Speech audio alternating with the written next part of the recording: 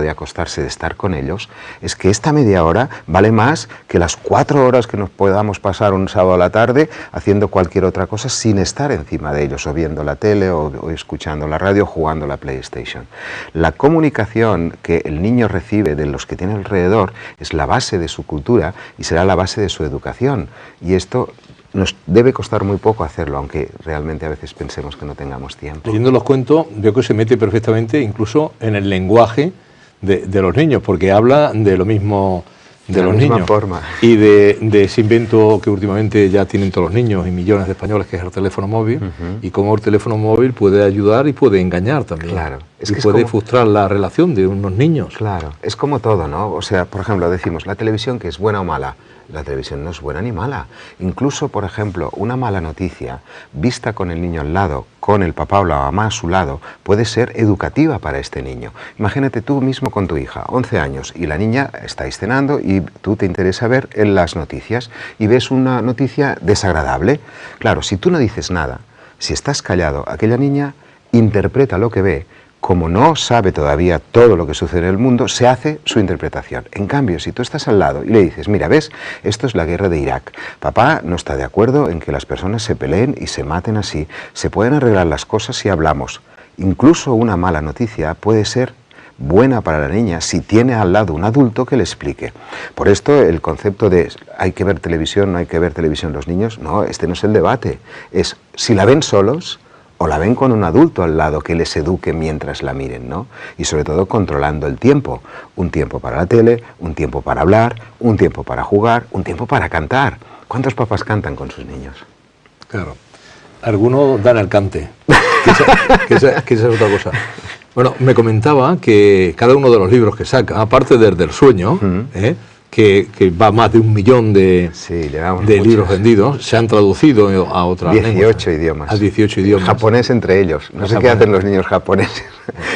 Duermen. Son japoneses, no son tontos. Exacto, y duermen.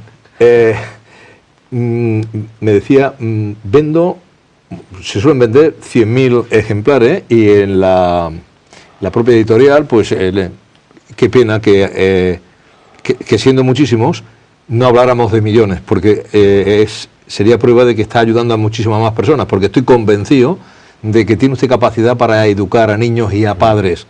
Le da todos los instrumentos. Que el precio del libro es tan poquito, con tantas cosas que consiguen a cambio. El favor tan grande que se están haciendo a ellos mismos y que le van a hacer a sus pequeños, y que a veces se gasta el dinero en maneras más tontas. Yo no sé si es el padre, recibe luego después respuesta, los padres le dicen, doctor, usted me ha ayudado, o encima somos desagradecidos. No, recibo muchas muestras de afecto, pero son realmente esto que tú comentas, muestras de afecto, ¿no? No es aquella sensación de admiración de alguien que es famoso y que lo encuentran por la calle y quiero conocer al famoso, no, es muestra de agradecimiento, ¿no? De alguien que es popular. Me encuentro, y me pasa muy a menudo, papás que me paran por la calle, tanto hombres como mujeres, se paran y dicen, muchas gracias, doctor. Y claro, esto me llena muchísimo, ¿no? Porque pienso, bueno, has llegado a lo que querías. Yo dudaba mucho de escribir los libros, sobre todo cuando empecé con el Duérmete Niño, porque yo tenía muy claro y lo veía muy bien cada vez que lo hacía, es que cuando tenía al papá y la mamá en la consulta y yo les explicaba lo que debían de hacer, ellos lo entendían bien y además yo, como los veía, sabía matizar un poco si uno lo encontraba pues más inseguro, otro más seguro, sabía canalizar la información. Pero claro, yo dudaba que si yo lo que yo explicaba en la consulta lo escribía y entonces se publicaba en un libro, yo no sé cómo es la mamá que lo lee en el Ferrol y la mamá que lo lee en Jerez, pero claro, es que han resultado ser idénticas la mamá del Ferrol que la mamá del Jerez. Son seres humanos inteligentes que cuando les dices lo que tienen que hacer, lo hacen correctamente. ¿Y no se plantea la posibilidad de dejar la medicina, dejar su profesión, dedicarse a escribir, porque así ayudaría a más gente? Yo, la verdad es que, tal como he explicado al principio, el escribir es la consecuencia de mi trabajo, ¿no? Y por esto yo todos los libros siempre los hacemos con un escritor. Es decir, yo no tengo un negro, yo simplemente ya de entrada tengo un blanco, que es el que me escribe el libro en el sentido en que me ayuda, ¿no? Porque yo no soy escritor. O sea, la gracia que tenemos nosotros, o la ventaja que tenemos, es que intentamos colocar ideas científicas en cosas muy prácticas, ¿no? Y esto pues puede seguir funcionando bien, pero yo no quiero ningún premio de literatura, ¿eh? Háblenos, no, el premio es la satisfacción de muchas personas los que le dicen papás pues eso. que me dan las gracias. Háblenos de la generosidad, algo a lo que quizás no estamos acostumbrados, somos también desagradecidos todos, pero usted relata también en un cuento la generosidad. También es así.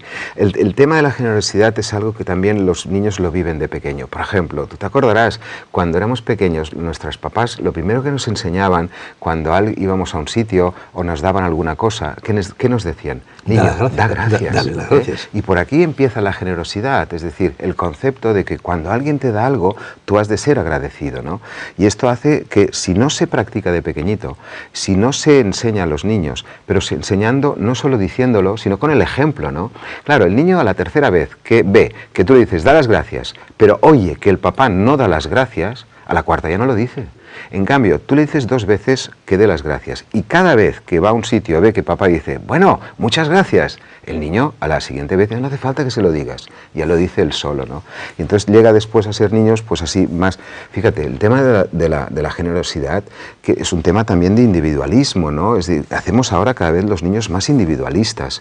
Yo recuerdo en la facultad, y esto pasa ya en las escuelas, antes nos pasábamos los apuntes en la facultad, decías, bueno, ves tú y me lo pasas, ahora toman los apuntes así, para que el compañero que está al lado no le mire y no saque mejor nota, pues entonces igual no tiene el mejor currículum, nos hemos vuelto muy individualistas. De todo lo que estamos hablando, esos ejemplos los describe perfectamente en el libro y cómo los aplica él, y usted similarmente a eso los puede utilizar también. Hay el tema de la amistad, que es tan importante, y el repartir cosas. A veces hablamos mucho, dice, soy más feliz cuando doy que cuando me dan un regalo, pero usted es que lo describe de forma distinta y además como muy bien también. Claro, también es un poco este mismo valor, ¿no? Lo de repartir. ¿Qué significa repartir? Repartir está en función del valor de lo que tú tienes, de lo que tú, o de lo que te han inculcado de alguna manera, del valor que tiene lo que tú tienes. Por ejemplo, un premio para un niño puede ser una aceituna. Yo tengo una mamá que he conocido a través de internet, porque nos ha explicado que ha utilizado estas normas, y dice, yo entendí muy bien lo que decía, y a mi hija, esta mamá vive en Andalucía, a mi hija el premio es una aceituna, y otro premio es un pistacho, y esto ella lo toma como una gran cosa y además lo comparte con el que está al lado. Yo pensaba, ¿pero cómo es posible que haga esto? Sí, la mamá me decía, el valor no es lo que vale aquel objeto, es lo que tú le das de importancia que el objeto. Claro, esta mamá utilizaba estos recursos de pequeños detalles del pistacho o la aceituna en cosas muy especiales, cuando la niña hacía una cosa correcta, cuando ayudaba a poner la mesa. Entonces, hoy tomaremos una aceituna, y la niña contentísima, ¿no? Esto hace que cuando esta niña es más mayor, aprende a repartir, aprende a compartir más que a repartir las cosas que para ella tienen valor. Ustedes lo ven, el doctor Estivill, cuentos para crecer, contes per créixer, y relata además de forma maravillosa, dice, lo importante no es tanto ser el número 1 como el superar tu propia marca. Claro, porque todos tenemos unos límites, entonces la sociedad en que vivimos nos exige continuamente ser el mejor, el más bueno, y si no ya estás frustrado. No, esto no es cierto.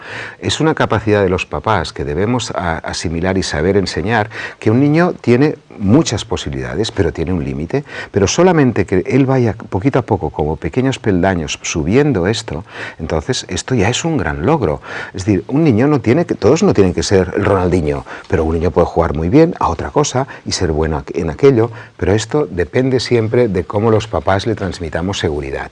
Mira, esto es el fundamento de la educación en los niños, y lo hemos visto en el tema del sueño mismo. Es decir, cuando nosotros estamos seguros, estamos tranquilos y enseñamos las normas con tranquilidad, lo que el niño capta es lo que nosotros le transmitimos. Todas las sensaciones que tienen los niños, ya desde muy pequeñitos, las tienen porque el adulto se las transmite. No las tienen porque sí. Por ejemplo, mira qué fácil. Si yo tengo un niño de 6 meses y me lo coloco aquí delante, yo le digo, gordo, papá no te quiere nada. Y si le digo así, el niño sonríe. Y le estoy diciendo, gordo y no te quiero nada. Si a este mismo niño yo lo cojo y lo pongo delante y le digo, guapo, papá te quiere mucho. El niño hace así y llora. Y le estoy diciendo, guapo y te quiero mucho. O sea, los niños no entienden las palabras, captan lo que el adulto les transmite. Un niño de 9 meses que está gateando y está a punto de poner los dedos en un enchufe y tú le dices, ay, ay, ay, que te voy a reñir. ¿Tú crees que este niño nota que aquello no se puede No, hacer? va a meter los dedos en el Evidente, evidente. ¿Por qué? Porque tú no le has transmitido la sensación. Otro tema muy claro.